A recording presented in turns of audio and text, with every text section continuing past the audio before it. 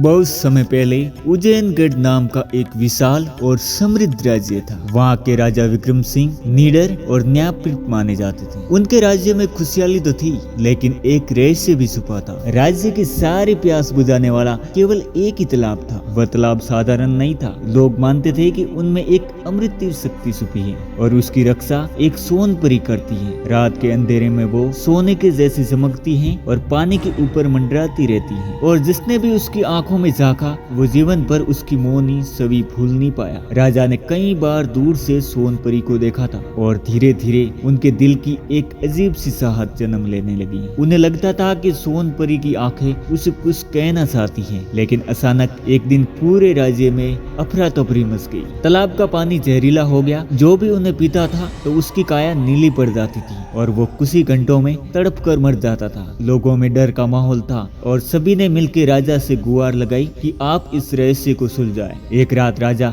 अकेले ही मसाल और तलवार लेकर तालाब की ओर निकले। चारों तरफ घना अंधेरा था और तालाब में एक धुएं जैसी परछाई उठाई। तभी अचानक से सोन परी उसके सामने प्रकट हुई। वह बेहद खूबसूरत थी, लेकिन उसकी मुस्कान में एक रहस्य छुपा था। उसने कहा, हे राजन, ये जहर मैंने ही घोला है। तुम्हारे राज्य के लोग छल और लालच में डूब गए हैं, लेकिन तुम्हारे दिल में मैं कुछ और देखती हूँ। राजा हक्के बक्के रह गए और सोन परी ने और पास आकर फुसफुसाया, जब जब तुमने मुझे देखा है तुम्हारी आंखों में आग जलती है। यदि सच में तुम मुझे पाना चाहते हो तो इस तालाब का एक घूंट पानी पी लो। इससे तुम मर भी सकते हो और अमर भी हो सकते हो। राजा का दिल तेज से धड़कने लगा। सामने खड़ी सोन परी की खूबसूरती मदहोश कर देने वाली थी, लेकिन उसी के पीछे छुपी थी मौत की गंध। वे उसके पास खींचते चले गई और अचानक बिजली कड़की तो सोन परी का असली रूप प्रकट हुआ। वो कोई साधारण परी नहीं थी, बल्कि एक श्रापित आत्मा थी। बहुत समय पहले वो एक साध्वी थी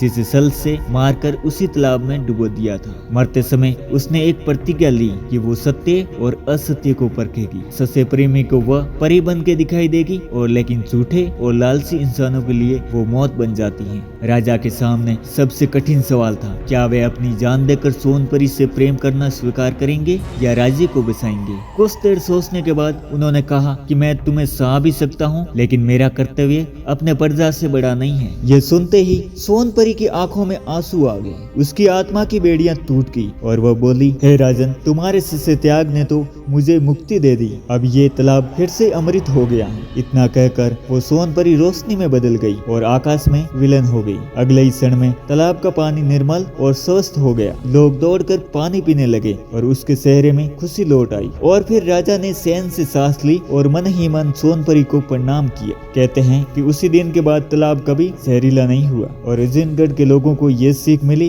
कि सच्चा प्रेम करो और लालच के पीछे मत भागो। तो दोस्तों, ये थी सोन परी और जहरीले तालाब की कहानी। आपको कैसी लगी हमें कमेंट में जरूर बताएं, और चैनल पे पहली बार आए हो तो चैनल को सब्सक्राइब करके बेल आइकन को ऑल पे सेट कर दें, ताकि ऐसी रहस्यमयी और मजेदार कहानियां आपको इसी चैनल पे देखने को मिल सकती हैं।